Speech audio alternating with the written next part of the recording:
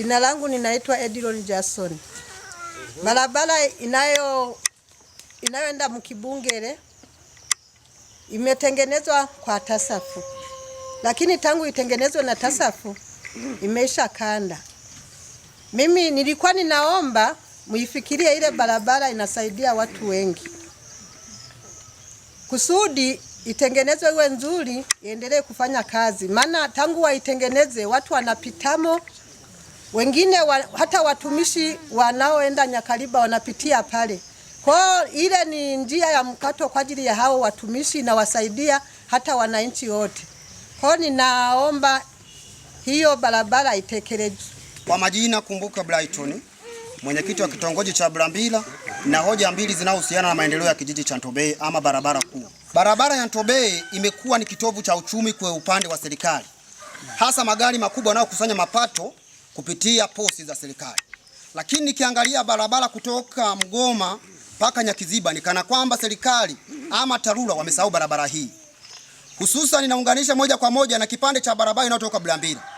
Sasa hivi barabara ile nayo imeharibika pia, ambayo nayo miongoni mwa barabara zinazokusanya mapato ya serikali na kule kumo. Sasa kama kieneo kile kimo ama barabara ile, niombe mheshimiwa diwani wa kata ya Ntobeye na mwenyekiti wa maendeleo ya kata ya Ntobeye, hili ulichukue kulifanyia kazi kwa ajili ya barabara ya kata ya Ntobeye na vibarabara vingine vinavyokusanya mapato ama ushuru wa halmashauri ya wilaya ya Ngara. Kwa hiyo barabara zile zote zilizotengenezwa na TASAFU lazima wenye viti wa vitongoji muingie kwenye barabara hizo, muhakikishe zinang'ara.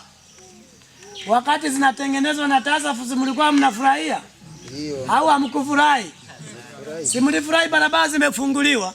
Kwa barabara hizo mnahitaji kuzitengeneza. Ikiwa ni barabara ya kwenda Mruseno, kuna mahali Kumurenge na Mkibungere mnagawana.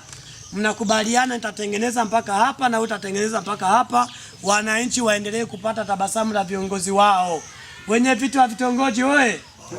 Hapo vipi? Hapo sawa. Brambila upo? Nipo. Barabara hiyo unapaswa kutengeneza, shirikiana na mwenyekiti wa kitongoji wa Mkididiri kama ambapo mmefanya, mlikata ule mlima. Hongera sana mwenyekiti Rai. Na ule mlima baada ya kukata mwenyekiti Rai, wananchi wa Mkididiri wakasema wanakurudisha tena kwenye mwenyekiti wa kitongoji.